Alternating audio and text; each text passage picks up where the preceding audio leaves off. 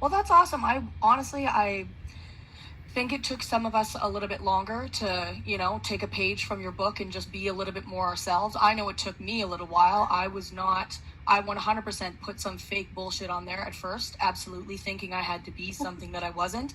And it absolutely took me a little bit. It took me till I had a ridiculous experience. I'm sure you guys know this, one of my viewers showed a video of me and I looked at myself and all of a sudden I just could see how much I was faking it, how much I wasn't being myself.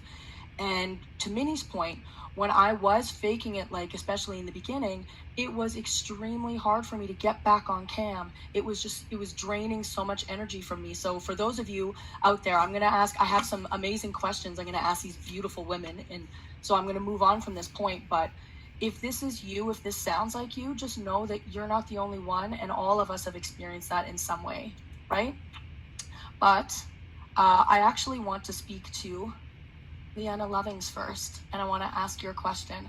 So she really wanted to talk about pulling inspiration from things around you to see, to decide what your shows are going to be about. Now, how do you pull inspiration from your daily life to inspire your streams? How do you do that?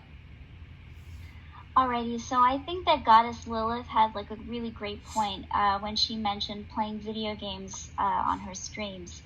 One of the things when you're trying to be yourself, your individuality is what's going to be attracting your audience. Because if you suddenly, like everyone else, your room is hard to distinguish from all of the other previews that are on the website, whatever site you're using, there's always going to be a snippet of what you look like in your set.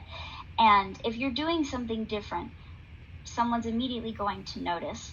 And for me, I would create a calendar to enforce sort of consistency on my streams, and I would have monthly themes.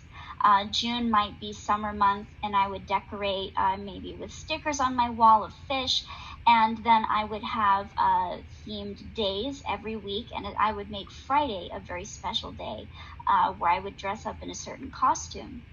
And those costumes were things that I found very interesting, things that I liked. And you can always sort of center your stream around something that's just sort of happening in the moment. Let's say your favorite band just came out with a brand new album. Sorrow Seed, obviously your favorite band. Yes. You know what? You could have, you could make your stream something where it's like a ticket show. So it's like they're buying tickets to a concert, and you can have a specialized concert where you're masturbating to the music, and maybe you decide to climax at your favorite song, and you piece it together as if, you're just touching yourself to the flow of the music, and your fans just get to sort of experience that music with you. You can do so many things. There's unlimited awesome. ideas. I want to ask, so you said something that I find extremely important, and I know for myself, I used to try and do something different way too often. Now, you said you have a themed month. I love this time frame, because any of us out there that have tried to do every single week something different or a different theme a day, it is just no dice after very quickly. So the 1 month, go on with that. 1 month of themed, I think that's a beautiful amount of time.